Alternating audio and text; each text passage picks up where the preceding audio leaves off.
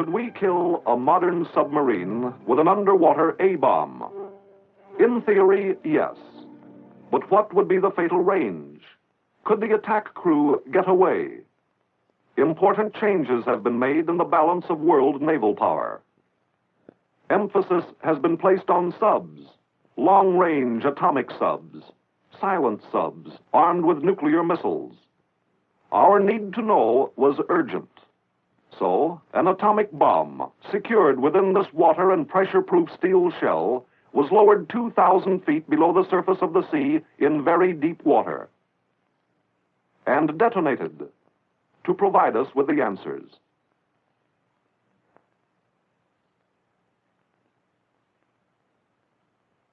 This was Operation Wigwam. D-Day, the 14th of May, 1955.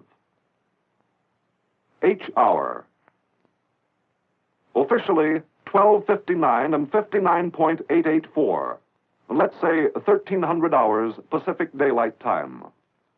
Our location, 28 degrees, 44 minutes north, and 126 degrees, 16 minutes west. Approximately 500 miles west-southwest of San Diego. We are reviewing the shot from the command ship, the USS Mount McKinley. We are 10,000 yards from surface zero.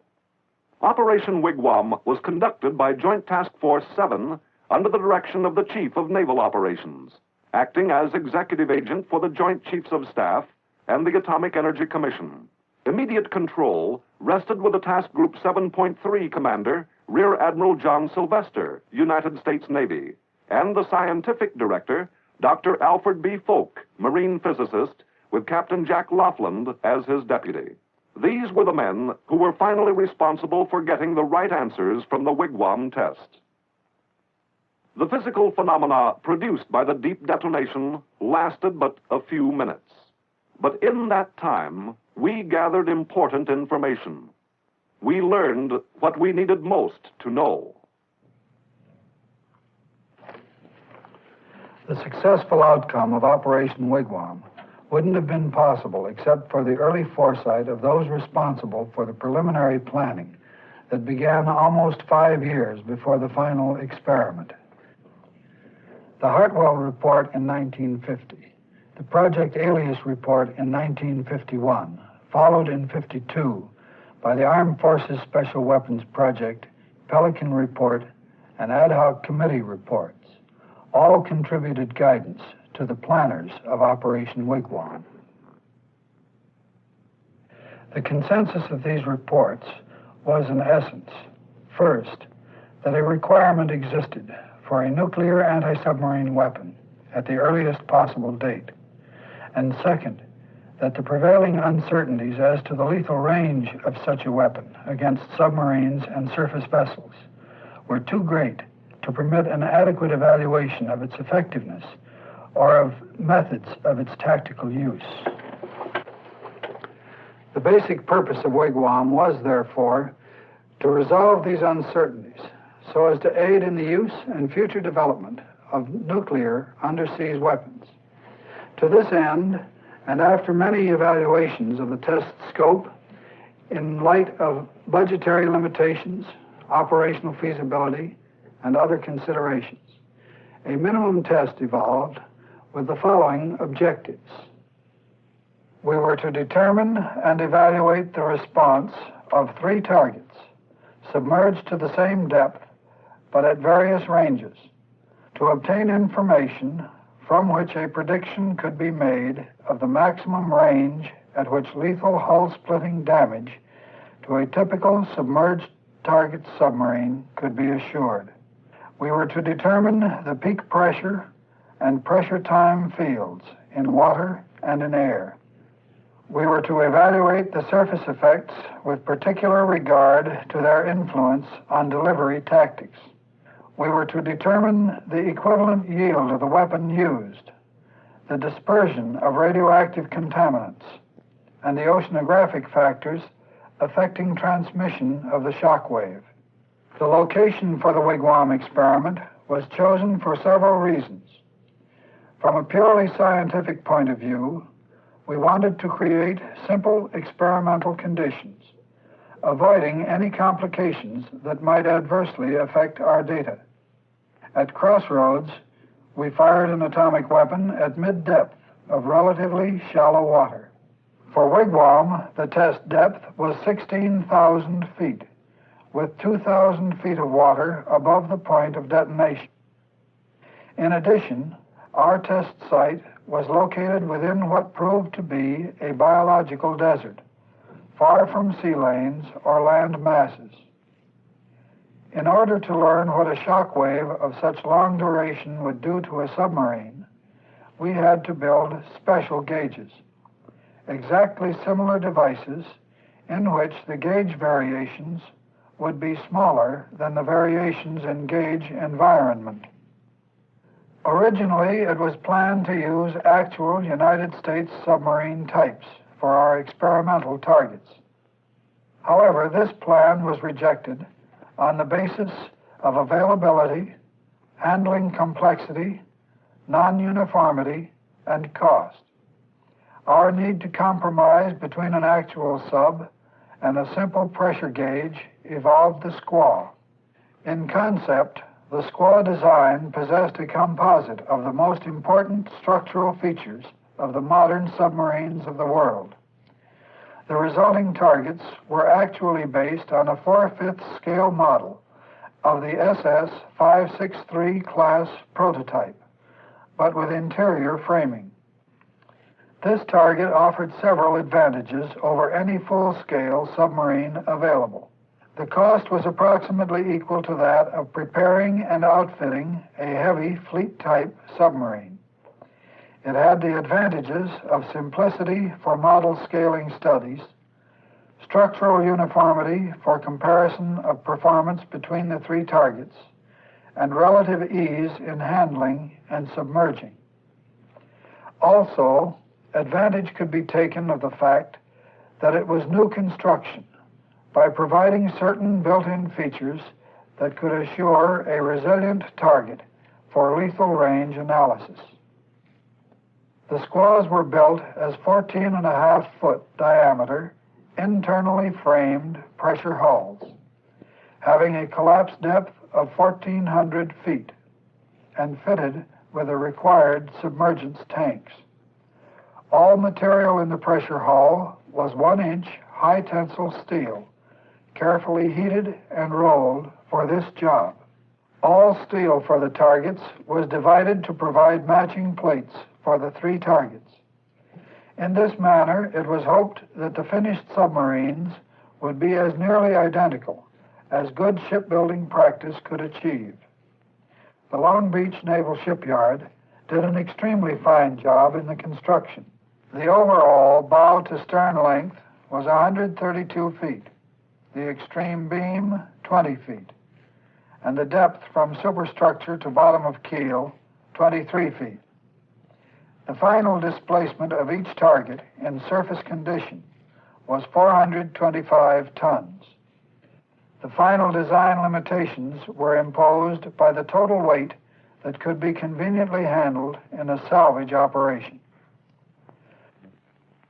Control of the unmanned submarine targets was maintained through a manifold on the parent YFNB barges by feeding compressed air through 5 1 1/4 inch submarine-type salvage hoses. Each of the 5 hoses was connected in turn to twin sets of ballast tanks, port and starboard, aboard the squaw. A carefully planned series of tests was conducted to cover all phases of the final operation. Scale model tests of structural strength were held at Ganave Gulf, Haiti, by the Underwater Explosion Research Division of the Norfolk Naval Shipyard, and the David Taylor Model Basin from 1952 through late spring of 1954. The test data resulted in additional strengthening of the crown of the squaw hulls above the ballast tank. Other tests were conducted to study the effectiveness of cable bundling schemes and handling and towing methods. The squaws were supported by 4 2.5-inch die-lock chain connected through hawse pipes on the pontoons and around the squaws in special hawse channels. 8 80-ton submarine salvage pontoons supported each squaw. In addition to the 5 salvage hoses and heavy support chains, there were instrumentation cables connecting each squaw to its instrumentation barge. Tests were conducted with the hose and cable bundles to determine proper design to prevent tangling, to ensure airtight fittings, and to achieve a neutral buoyancy for the bundles. In January of 1955, the results of the experimental scale tests and theoretical investigations were presented by the participating agencies at a Wigwam planning conference held at the U.S. Navy Electronics Laboratory in San Diego. 2 major uncertainties still existed. First, the actual relationship between peak overpressure and range, and second, the overpressure required to rupture the pressure hull.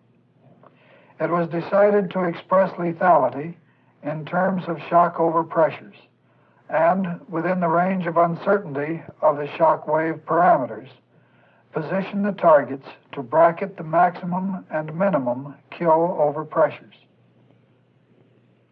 Final estimates resulted in establishing target positions at surface ranges of 5,200, 7,000, and 10,000 feet from surface zero.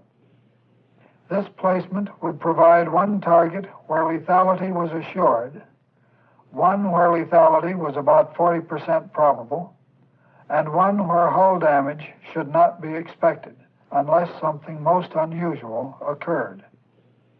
The spring of 1955 found the pre-operational phase of Wigwam hurrying to meet a sailing deadline. Project working areas had been made available by the Navy Electronics Lab, whose fine administrative support made it possible for all of the Wigwam project personnel to feel that they had a responsible base of operation within the San Diego area. As we entered the final weeks of preparation, project personnel and trailer-mounted equipment gathered from many sections of the country.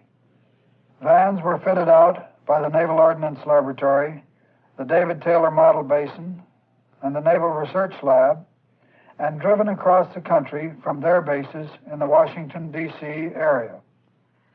The Edgerton, Germershausen, and Greer trailer from Cambridge, Massachusetts, the Armor Research Foundation trailer from Chicago, the Sandia van from Albuquerque, and the Navy Radiological Defense Laboratory trailer from San Francisco, all gathered at either the Naval Repair Facility dock area or at the Naval Air Station, North Island, prior to loading for the cruise to the operating site. One of the major reasons for the decision to use the large YFNBs as floating laboratories was to allow the trailer-mounted vans and project shacks containing recording equipment to be put aboard as completely integrated working units. It was essential that the full electronic story of event happenings be recorded on the surface in case we lost the squaws as a result of the detonation. So many gauges installed in the engine and battery compartments inside the squaws sent their signals through the cable bundles to the recording instruments aboard the YFNBs. Since the YFNBs would be stationed in the array relatively close to surface zero, it was decided to evacuate all personnel prior to H-hour and recover the recorded data as soon as possible after the event. In addition to the instrumentation located within the squaws, a variety of gauges were installed at intervals on and from the various units of the array. On YFNBs and in M-boats, strings of gauges were prepared to go over the side several hours before the event. Full photographic coverage of the surface effects was provided by batteries of manned and unmanned cameras located on the command and support vessels, on the 3 YFNBs, in 3 specially modified C-54 aircraft, and inside the squaws themselves. Some of the projects required permanently manned stations during the test, so their recording positions were stationed aboard the various task group ships. Early in May, and several days before D-Day, the first elements of the task group left port for the rendezvous area. A few days later, the faster ships left San Diego. Task Group 7.3 represented an interesting composite group of naval vessels, all having an essential part in the overall operation. The command ship, the USS Mount McKinley, and the weapons ship, the USS Curtis, were both veterans of other atomic tests. In addition, the Wigwam support family included the aircraft carrier USS Wright, with her complement of AD-5Ns and Marine helicopters to provide search and taxi service. The 2 LSDs that served as a haven in heavy weather for the School of Overworked M-boats, and the 2 YAGs supporting the radiological survey and washdown studies. Important missions were also assigned to fleet tugs, ASRs, ARSs, LSTs, and the group of 8 destroyers that formed the perimeter security guard. Wigwam air cover was furnished by the Navy air elements from San Diego and the Air Force photographic aircraft from Albuquerque. The major operational element of the task group, the array itself, was a strange-looking floating blast line with its weapon barge, its 3 squaw target units, and auxiliary craft. It was 30,000 feet long when finally assembled and in tow by a single fleet tug, the longest towed array in naval history. This practically perfect array line was assembled during the sea trials off the coast of San Clemente Island in January of 1955. We enjoyed nearly ideal weather conditions. However, in May, the story was different. The weather was far from ideal. In fact, it exceeded our most pessimistic expectations. At the identical stage of the actual operation, D-2, the final array looked like this. The wind increased to 15 knots, and the sea began to pile up. Weather already caused a 3-day postponement in our test schedule. We had already lost the supporting pontoons for Squaw 29, resulting in its final use as a surface target. Consequently, a readjustment of the positions of all targets was made to ensure an adequate bracketing of the lethal range with only 2 submerged targets. This resulted in a final planned positioning of targets at surface ranges of 5,400, 8,200, and 11,400 feet. D-1 brought no improvement. We experienced a steady wind of 20 knots with gusts to 24. Sea and swells were totaling 10 to 15 feet high. Submerging the 2 remaining squaws was much more difficult that day than on any of the previous trials. Ideally, the submergence operation worked like this. The squaw took on ballast until it settled stern heavy, clearing the pontoons, sinking to the length of its 4 chains, 250 feet, below the surface. The supporting pontoons were then positioned directly over the squaw. The severe wind and sea conditions caused considerable bending of the array between the inner and middle targets. The actual distances of the targets at the time of detonation were 5,200, 7,300, and 11,000 feet, respectively, from the weapon support barge. This uncontrolled modification of surface distances proved to be fortunate in that it resulted in the second target receiving severe but not fatal damage, an ideal position for the study of target response at incipient lethality. Our scientific test program was organized into 6 main areas of responsibility: radiological and oceanographic investigations, target response and hull damage mechanism, timed and untimed technical and report photography, timing, firing, and communication support, weapon procurement and placement and evaluation of its performance, and measurements of free field pressures and other transient underwater and surface investigations. Notice the cloud chamber effect and the focusing of the reflected shock wave. This latter phenomenon was caused by the local valleys and hills in the sea floor. In at least one area, 15,000 feet from zero, the water was strongly whitened, indicating pressures in the neighborhood of several hundred pounds per square inch, about that to be expected at 10,000 feet, and enough to cause the collapse of light-hulled submarine. At other places, the bottom reflected shock appeared to be missing completely. At the Mount McKinley, 5 miles from zero, the bottom reflected shock was several times as intense as the direct shock wave. The initial spray dome, caused by the arrival of the primary shock wave, reached a maximum height of 147 feet at 2.4 seconds after detonation. The second dome, formed at approximately 2.5 seconds, accompanied by individual plumes, reached a height of 800 feet in about 7 seconds. 2 well-defined plume formations occurred. The first plumes reaching a diameter of 3,100 feet and a maximum height of 1,410 feet, 19 seconds after detonation. The second well-defined plume reached a height of 770 feet, 38 seconds after detonation. The outfall and descent of the material in the several plumes resulted in a well-defined base surge, about 640 feet in height and extending outward about 4,800 feet. The great mass of water thrown into the air resulted in surface waves that were about 2.5 times the maximum height predicted.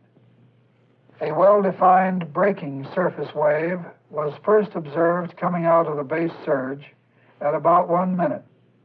This quickly became stable. The YFNB-12, at a range of 5,500 feet, rose and fell a distance of 40 feet. This resulted in a product of range times height of 220,000.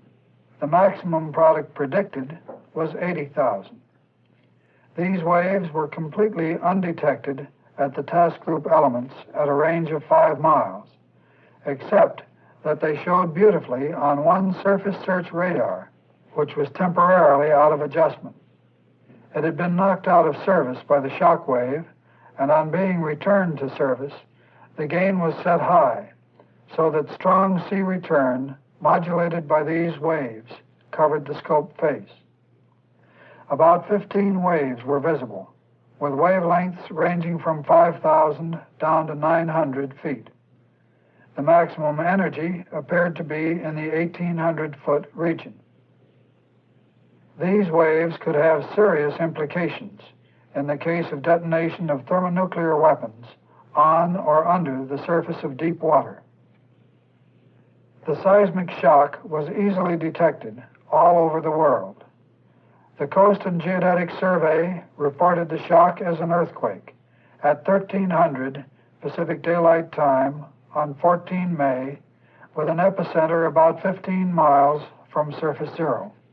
The most probable position of the shot has been determined by task force navigation to be 28 degrees 44 minutes north and 126 degrees 16 minutes west, with a probable error of 1 minute of arc.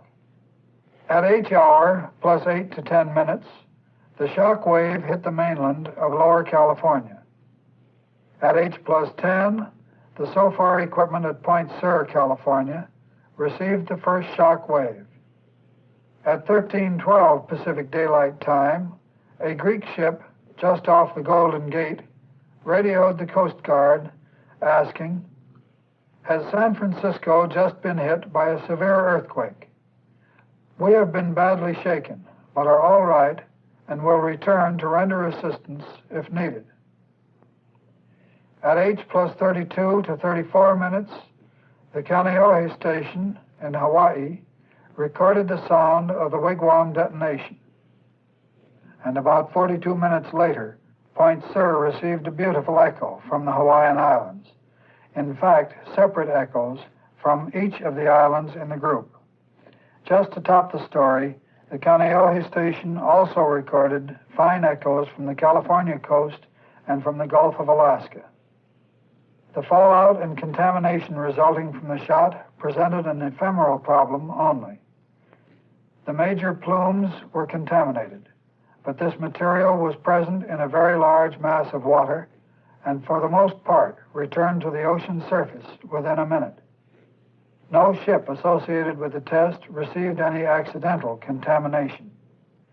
The converted Liberty ships, the YAG-39 and the YAG-40, transited the radioactive area. All transits were not completed as planned due to a long train of events triggered by minor shock damage to the YAG-39, which immobilized her for about 4 hours. At H+17 minutes, YAG-39 received a fallout reading of 400 Roentgens per hour, 5 miles from zero. An effective washdown system reduced this level to a maximum reading of 150 milliroentgens per hour on deck.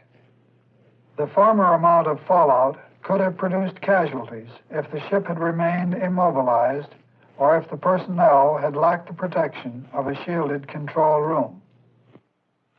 The radiological condition of the surface water in the first 13 minutes is not known by direct measurement.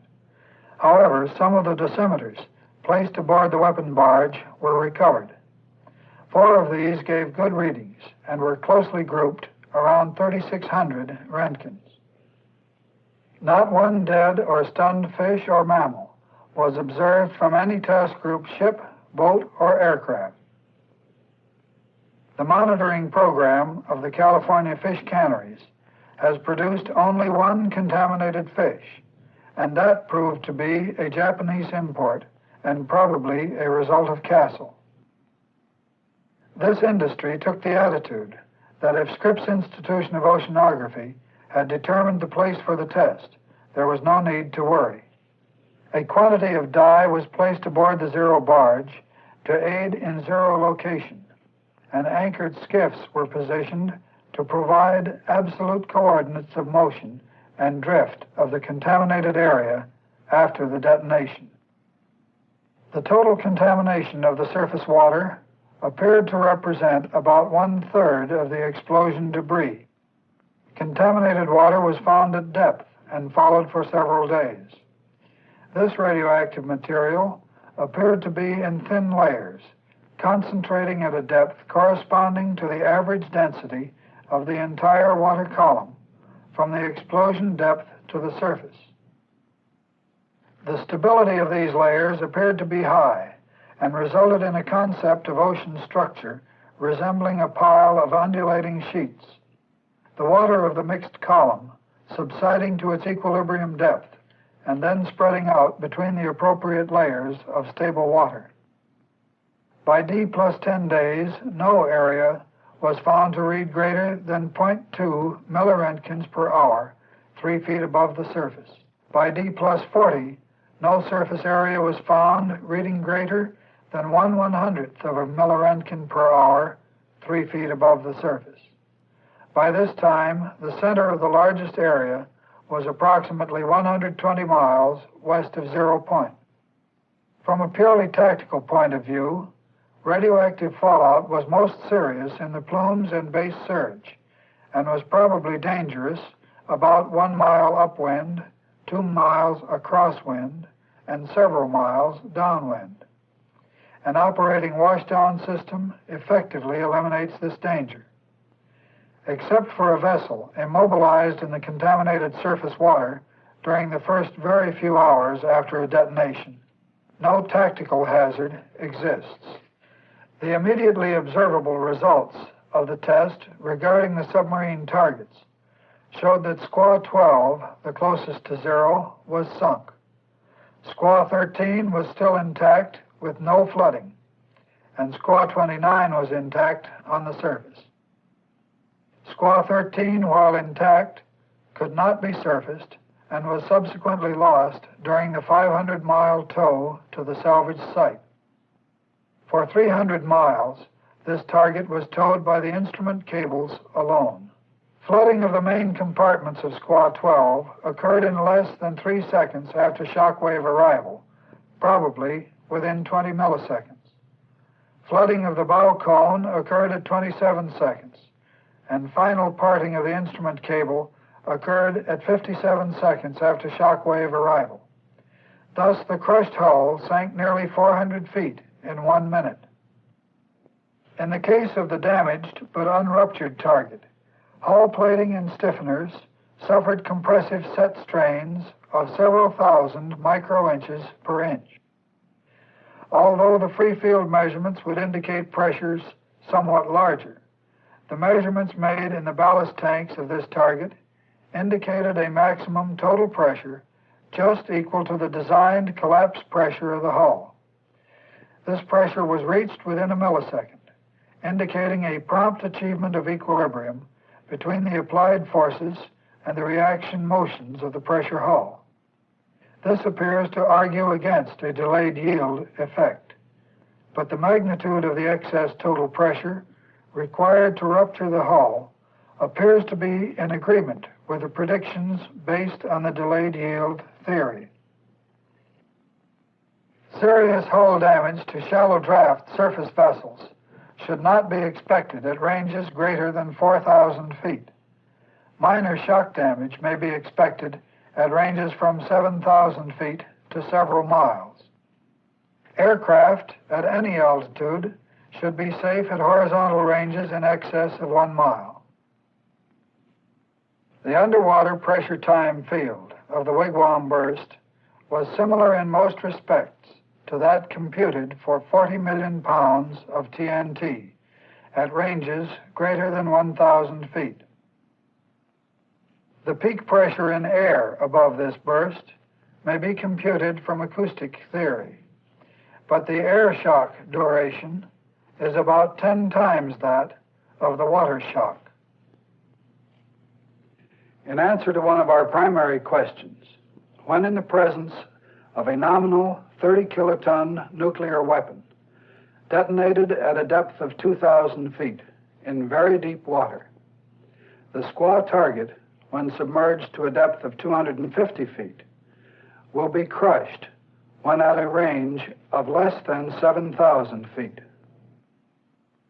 Based on the results of the Wigwam experiment, several recommendations may be made. First, using scaled explosions and targets, studies should be made to determine the safe and lethal ranges for various types of submarines and surface vessels.